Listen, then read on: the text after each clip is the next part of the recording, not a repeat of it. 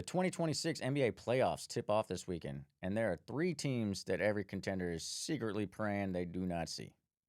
Now, look, I live in Texas, so yeah, Wemby's on this list. 22 years old, 7'4", first playoff game of his career, and he just said he is really close to being 100%.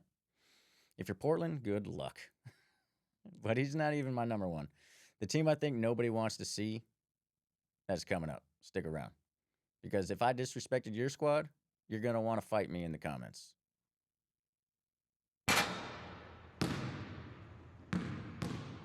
Moving to the NBA.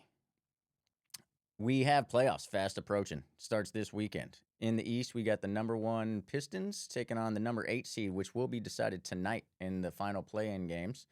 The Pistons will either be playing the Magic or the Hornets. Then we got the number 2 Celtics taking on the number 7 76ers. The number 3 Knicks versus the number 6 Hawks.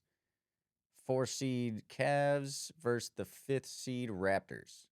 And in the West, we got the number 1 Thunder playing against the number 8 seed, which will be decided tonight between the Suns and the Warriors. Number 2 Spurs will be taking on the 7 seed Trailblazers. Number 3 Nuggets will be taking on the number 6 Minnesota Timberwolves. And then we got the 4th seed Lakers taking on the 5th seed Rockets. And just if you're keeping score, I picked play-in winners, and the Clippers choked. Hornets won, beating my Heat by cheating, aggravated assault, and ref incompetence. Otherwise, my picks were not too bad. There's 3 teams that I think nobody really wants to play in the playoffs. We're going to pick 2 from the West and 1 in the East. I'm going to start with the Spurs. They have Wembanyama, and he's the ultimate Swiss Army knife. He's Defender of the Year type of guy, MVP type of guy, game changer on both ends of the court.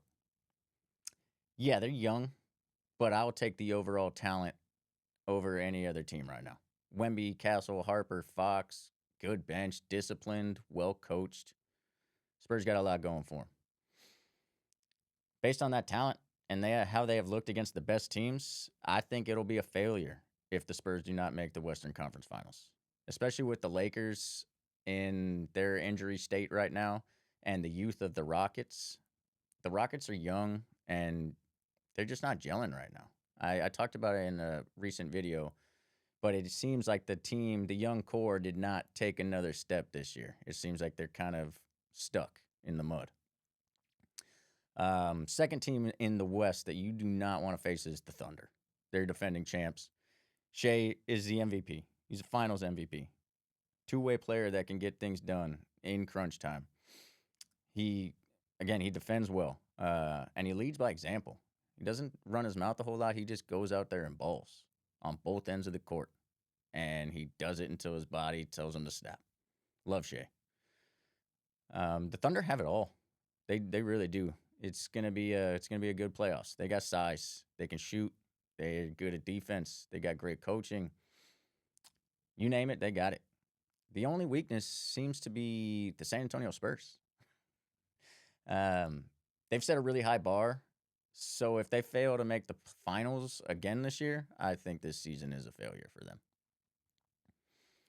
And then in the East, I don't think anybody in the Eastern Conference really wants to play the Celtics.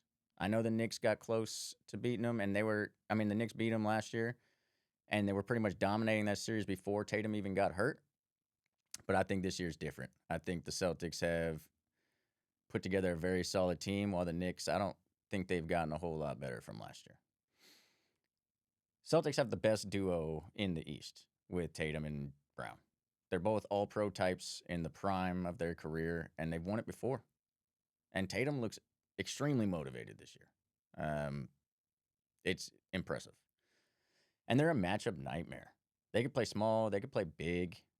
They're terrific in exploiting a team's weakness on defense. They got a lot of people that can score, and they know how to isolate a poor defender and attack. And the Knicks have a couple of those.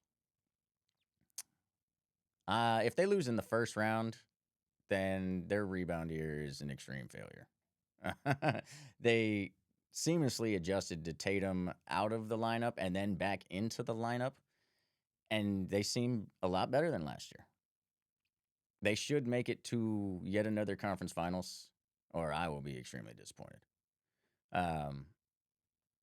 Who's y'all's dark horse to upset somebody in the first round? Please leave it in the comments. We can pick up a conversation. I personally think Minnesota is going to make a first round upset over Denver. Thank you for joining JetKoa Sports. Please subscribe if you like the segment, and I'm going to leave a link to the main video right here. Keep balling, y'all.